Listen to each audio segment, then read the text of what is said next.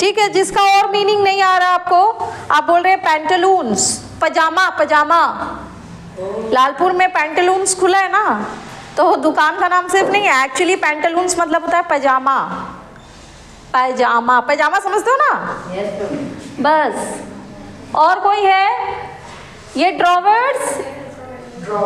अगर हम कहें कि ये भी एक कपड़ा है तो इसका मीनिंग क्या है?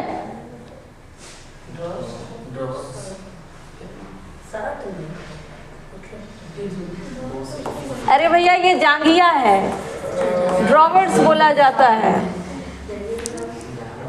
कपड़ा है, ठीक है। ठीक है, तो यहाँ पे ये वाला स्पेलिंग सुधार लिया ना, यहाँ पे ओ लिखा हुआ था, गलती से फिर यू हो गया, ठीक है। तो ये सराउंडिंग्स में यू होता है। सो दीज आर ऑल, सबने कॉपी कर लिया? इन वर्ड्स को भी याद कर लीजिए। ये वैसे नाउन हैं जिसके लास्ट में एस लगा हुआ है, और नॉर्मली अगर हाँ देखने में प्लूरल लग रहे हैं, क्योंकि अगर एस लगा हुआ है लास्ट में तो सिंपली अगर एस या ईएस हो तो जनरली वर्ड प्लूरल में होते हैं, लेकिन ये सारे words as a singular use होते हैं। इनिंग्स सिंगुलर और प्लूरल दोनों में यूज होता है। 1 इनिंग्स इज ओके, 2 इनिंग्स भी ओके, ठीक है। तो ये सिंगुलर में भी इसी फॉर्म में यूज होंगे, ठीक है। इसमें आप देख रहे हैं कि ज्यादातर सब्जेक्ट्स के नेम हैं, कुछ गेम्स हैं और कुछ बीमारियां हैं। सब्जेक्ट्स है mathematics, economics, politics, civics and physics, ठीक है। गेम्स भी है यहाँ पे, जिम्नास्टिक्स है, आपको इनिंग्स भी गेम का हिस्सा है, बिलियर्ड्स है, और बीमारियां भी है, रिकेट्स है, मम्स है।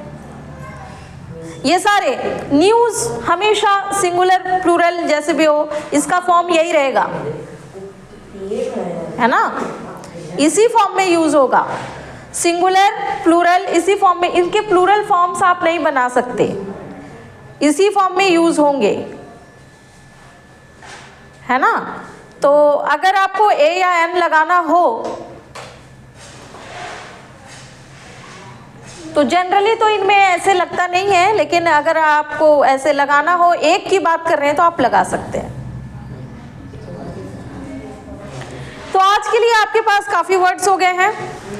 ये वर्ड्स आप अच्छे से पढ़िए एंड दिमाग में रखिएगा कि जब भी एक्सरसाइज मिले तो आप बना सकें। इसके बाद हम आपको कुछ एक्सरसाइज दे रहे हैं जिसमें आपको एरर्स ढूंढने हैं और एरर्स ढूंढ के उन एरर्स को सही करना है। आज की जो क्लास थी उस पे ही आपको एरर्स मिलेंगे।